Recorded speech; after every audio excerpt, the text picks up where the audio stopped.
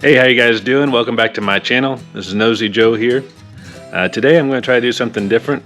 I guess every time I try to do something a little bit different, but this is kind of a response video of sorts. I watched two, I thought, really cool videos this week. I watched several cool videos, but two of them that I thought, I think I have something to say on that subject.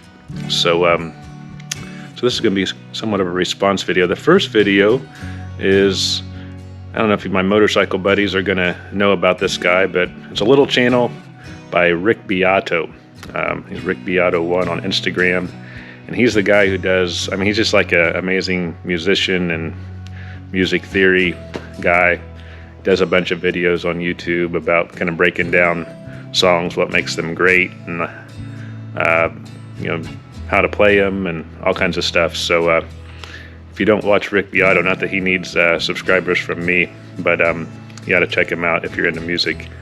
You'd really like it. But he did a video today about, or this week, sorry, about 1991, the fall of 1991, and he's talking about autumn, as in the fall of 1991, and the significance of what happened in music in 91. And I was 15 going on 16 in 1991. I know I don't look that I'd be that young, but I was.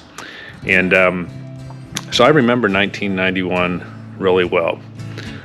He talked about some albums that came out in that fall. So I turned 16 in November. So that would have been, pretty significant for me. If you're a music person, the kind of the music that you listen to in that period of time, early to mid-teens really, kind of shapes your outlook and what you think about music from then on out. So wanted to talk about that, and kind of three points about 1991 I want to talk about, and then the second kind of response video I'm going to put here on the end, and this is going to go out to Mr. Flinch, talking smack about me not riding when it's snowing. So we're going to put an end to that real quick, nip that in the bud. So anyway, let's talk about 1991 and music.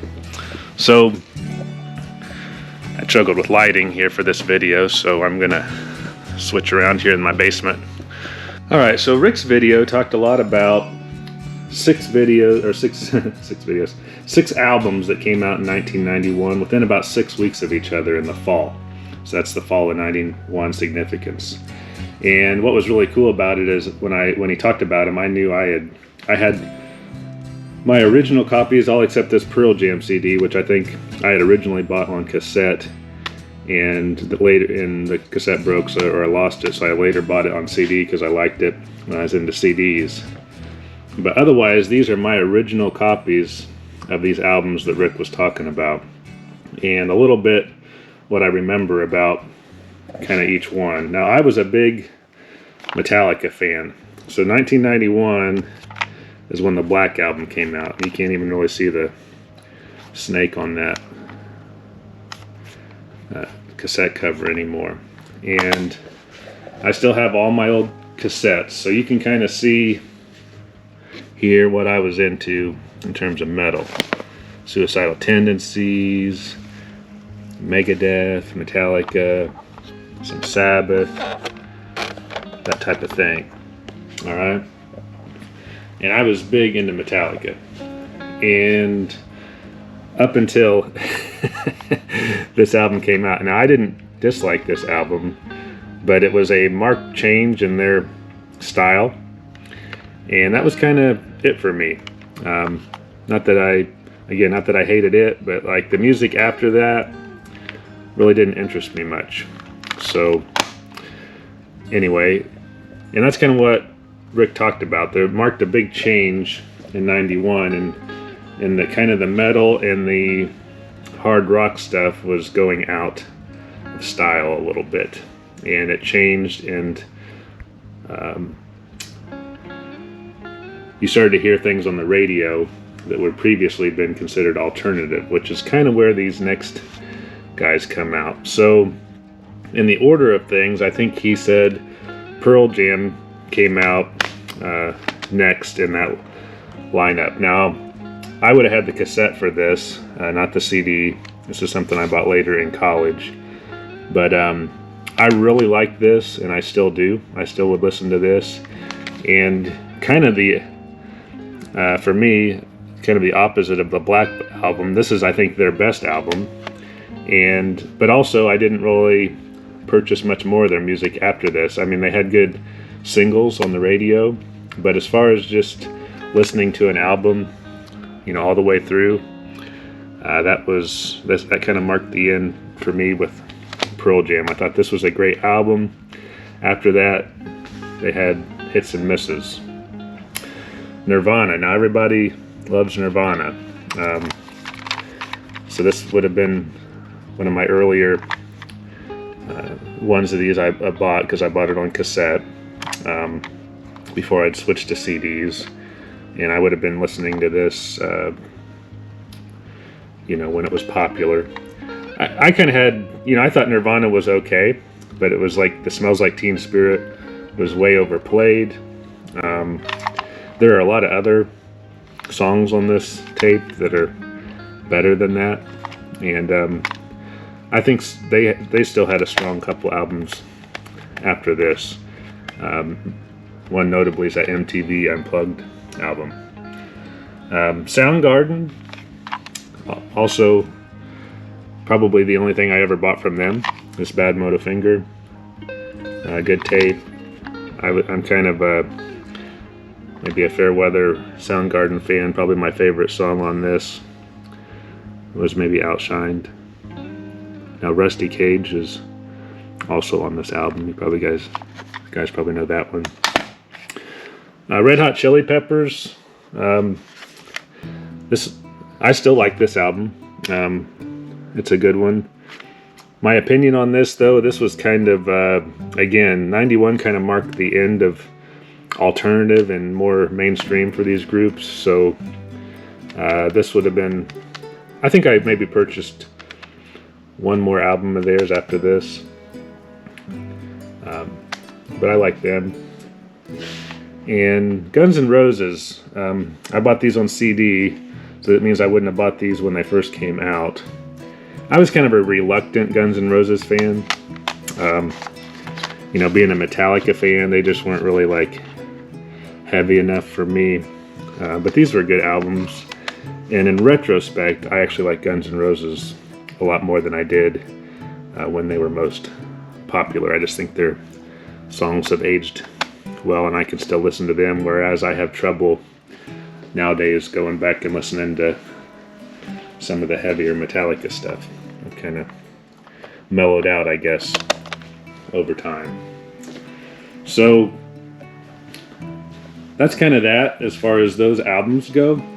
So maybe you detect kind of my hesitation and being real excited about the 1991 music, and part of that is it kind of was a transition time, and Beato talked about this in his video, where he didn't put it this way, but it was the end of alternative music. When grunge came, all the older, what we would call, you know, college radio, all that stuff, alternative music that was in the record stores, became mainstream, and they played it on the radio in these alternative rock radio. Now, the irony of that is it really alternative rock when, you know, it's on the radio now? So while I like especially this Pearl Jam album a lot, this is probably my favorite one sitting here.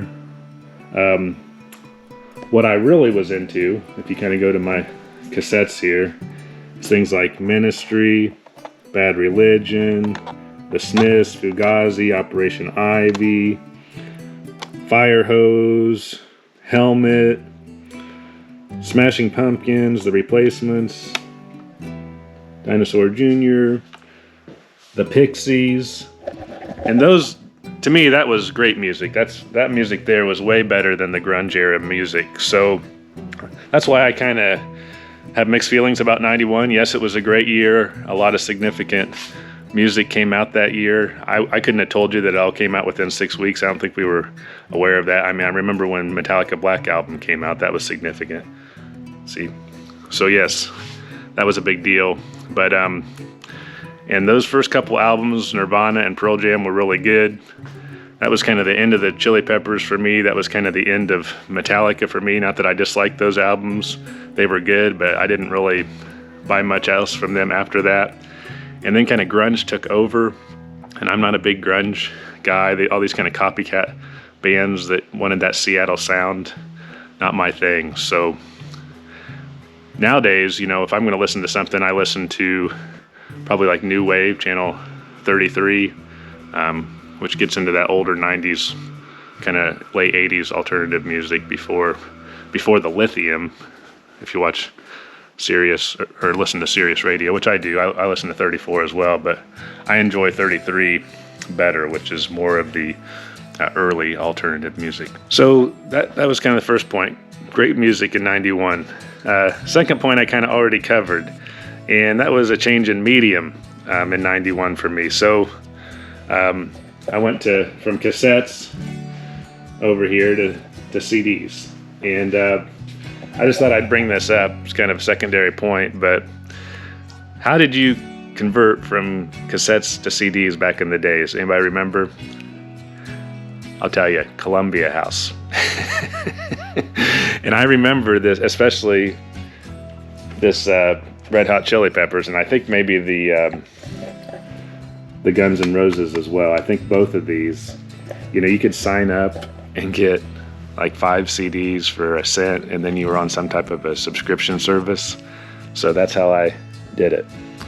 That's how I made the transition to CD, good old Columbia House. And I still have all my CDs upstairs.